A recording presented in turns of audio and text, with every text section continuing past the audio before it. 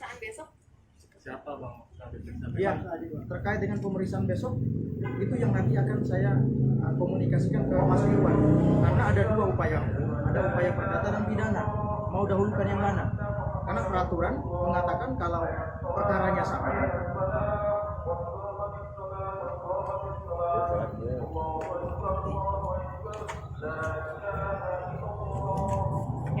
Kalau perkaranya sama, menurut peraturan Mahkamah Agung, ya kan, tidak boleh dua-duanya berjalan. Jadi harus ada satu yang dipilih. Kalau perdatanya kita jalankan secara perdata, kalau berkaitan dengan pidananya yang dipilih oleh klien kami, pidananya kita jalankan. Jadi itu yang nanti akan kita sampaikan. Kalaupun misalkan besok jadi diperiksa dan beliau berkenan, karena dia memilih proses hukum secara pidananya yang harus kita dahulukan, maka besok kita akan antar untuk dia diperiksa. Gitu. Tapi sejauh ini setelah berkomunikasi dengan abang, berkonsultasi juga dengan abang, mungkin Bang Irwan sebenarnya inginnya seperti apa sih bang gitu? Jadi begini, pada prinsipnya Mas Irwan mau proses apapun dia akan ikut. Sebagai warga negara tentu dia hormat terhadap proses hukum gitu kan, dan dia akan kooperatif. Hanya saja di sini kan berkaitan dengan adanya rumah yang disita. Karena ada rumah yang disita, maka kita tentu akan memilih kira-kira efektifnya proses yang mana.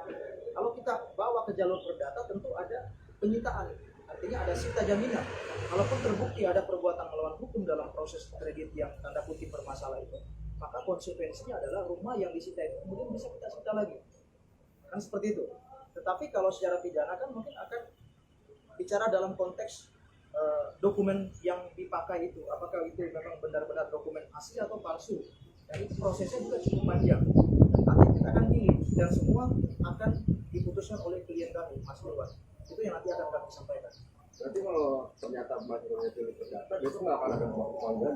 Kalau misalkan Mas Irwan memilih perdata, maka tentu besok akan kami kesini lagi untuk menyampaikan bahwa upaya hukum yang dipilih adalah perdata. Sehingga kita tunduk terhadap peraturan Mahkamah Agung yang tidak boleh dua perkara yang sama, perdata dan pidana, berjalan bersamaan. Karena aturannya kalau ada dua perkara yang sama, perdata dan pidana, maka perdata didahulukan. Gitu. Bang, tapi Mas Irwan sendiri siap nggak sih jika ini berjalan langsung terus ke pidana? Oh, sangat siap. Berarti kan untuk yang dipermasalahkan tadi otomatis akan hilang gitu dari kerugian 5 miliar itu. Mas Irwan sangat siap ya. Kenapa akan sangat siap? Karena dia korban dan dia memang sama sekali tidak pernah mengikuti proses kredit yang dimaksud tersebut. Seperti yang sudah saya katakan sebelum-sebelumnya bahwa Mas Irwan tidak pernah bertemu sekalipun dengan bank. Tapi kenapa tiba-tiba namanya tercatat sebagai debitur di salah satu bank tersebut? Dan barulah diketahui pada saat dia dikirimkan surat tagihan dan dipasangkan plang. Nah, itulah yang kemudian menjadi pertanyaan buat kita semua. Apakah proses perbankan semudah itu? Segampang itu? Karena kami merasa tidak pernah melakukan itu, itulah yang kemudian kemarin kita sudah lakukan berupa somasi dan pengaduan kepada OJK untuk ditelusuri siapa yang terlibat. Kalau ada oknum bank terlibat, ya kita minta juga diproses. Kalau misalkan ini hanya dilakukan secara tunggal oleh saudara Hafiz yang sudah kami laporkan tersebut, ya dia harus bertanggung jawab karena ini sudah merugikan klien kami. Gitu. Bang, berarti kalau jadi di perdata di sini bakal dicabut laporan? Kalau misalkan di perdata jadi, ya konsekuensinya harus dicabut karena tidak mungkin jalan bersama. Tapi semua saya serahkan kepada klien, kepada Mas Irwan. Apakah mau pilih upaya perdata atau mau pilih upaya pidana?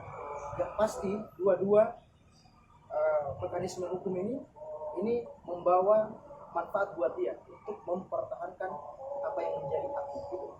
Pemilihan di lokasi Pengadilan Negeri Tangerang karena rumahnya disita di Iya, karena alamat tergugat masuk wilayah hukum Tangerang, wilayah hukum Pengadilan Tangerang. Jadi kemungkinan kita gugatnya di Pengadilan Tangerang. Tapi itu rumahnya kan ada 4 di Tangerang semua.